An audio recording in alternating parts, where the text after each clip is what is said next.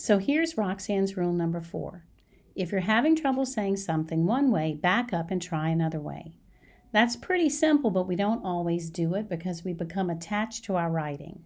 But don't let yourself spend too much time trying to make something work out. If it's not working, toss it and start a brand new way. You'll probably like the second version much better anyway. So today we're going to talk about subject-verb agreement, and that usually occurs when we're dealing with nouns and pronouns. So some pronouns are always going to be singular. Nothing, something, anybody, somebody, each, and everybody are some of the singular pronouns we run into most often. We don't have a problem when we write these. I think you would all do this correctly. Everybody is my friend. You wouldn't say everybody are my friend, right? Nothing bothers Wilbur.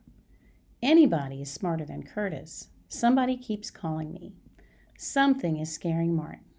So we don't have a problem here when we have our pronoun and verb right next to each other. Here's when we have a problem, and I call these decoys. Something in the boys' backpacks is smelly. The decoys is what describes the word something in the boys' backpacks. Now that doesn't determine the verb at all. It just describes what something means. We still need to attach the right verb to the word something. Each of the girls wants to go shopping. So each wants to go shopping. Each is also a singular pronoun. Somebody in the two groups is going to win. So you want to be aware of this. You want to watch out for the decoys. They help us to understand what our pronoun means, but they don't determine the verb. So here's a cartoon, which I like. So whenever you have a really good grammar cartoon, send it my way. Gary's one of those guys who never have a problem finding something to do. So now we have a decoy in there, one of those guys. But really we're talking about Gary, who's one person. So Gary never has a problem finding something to do. When you heard me read that out loud, you probably thought something's wrong with that. So remember, if something's wrong and it sounds wrong, it's probably wrong. Now some pronouns are plural. Most, few, both, several, many. These are all plural, and those usually don't cause us any problems, right? Most will not eat chicken gizzards. Few in Baton Rouge like the heat. Both are going to Disney World. Several know where I hide the key. Many want ice cream with sprinkles. So again, these plural pronouns aren't a problem. The problem occurs when we have a singular pronoun with a decoy that has plural meaning. Sometimes that will throw us off, but we have to remember that our singular pronoun takes a singular verb. Now, either or and neither nor need special treatment. They're not plural. So I'm going to show you a trick and you won't have any problem. So the noun closest to the verb gets to decide whether the verb is singular or plural. Let me show you what that looks like. Neither the girls nor Sally wants to wear earrings. So it's not plural. I have to look at the noun closest to the verb, and Sally gets to pick the verb. Sally wants. Neither Sally nor the girls want to buy jewelry. Now, if I switch those around, girls gets to decide now. Girls want to buy jewelry. See how easy that is? Now let's go ahead and look at some examples. Either Jordan or his brothers plan or plans to buy a motorcycle. So remember, brothers is closest to the verb, and brothers gets to pick. It would be his brothers plan to buy a motorcycle. Either the players are Sam, need or needs to practice more. Which one would you pick? Neither mother nor her sisters believe it will snow Monday. Neither the ballerinas nor their trainer wants to cancel the performance. Trainer's closest, so trainer gets to pick. Now, I'm going to show you another trick. What to do about I and me.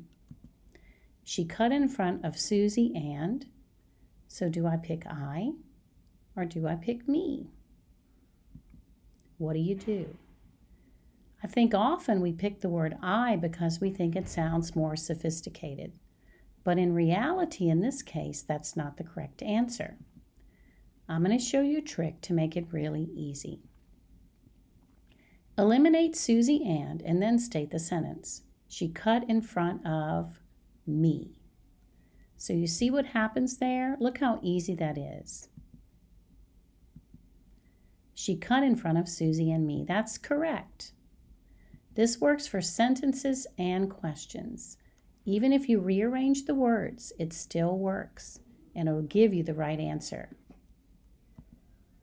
To make it easy, you can make the question a sentence.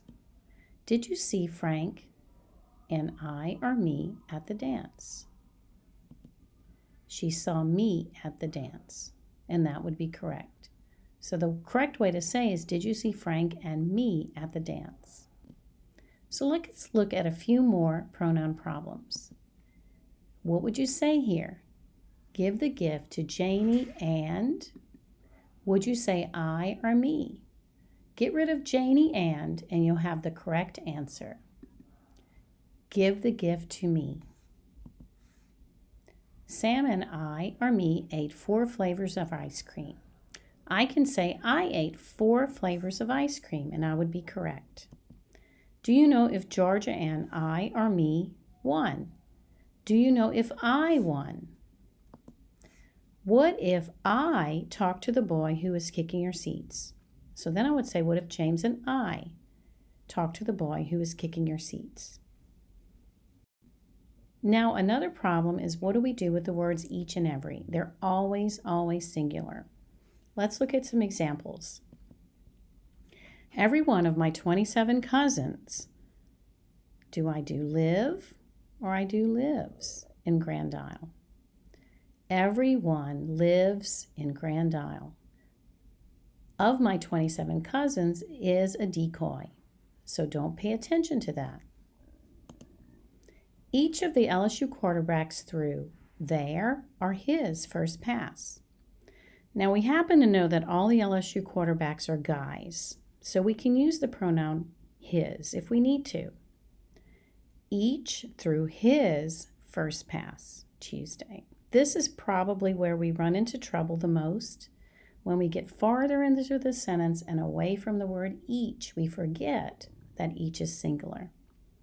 Each of the LSU quarterbacks threw his first pass Tuesday. And now you know how to make your subjects, verbs, and pronouns agree.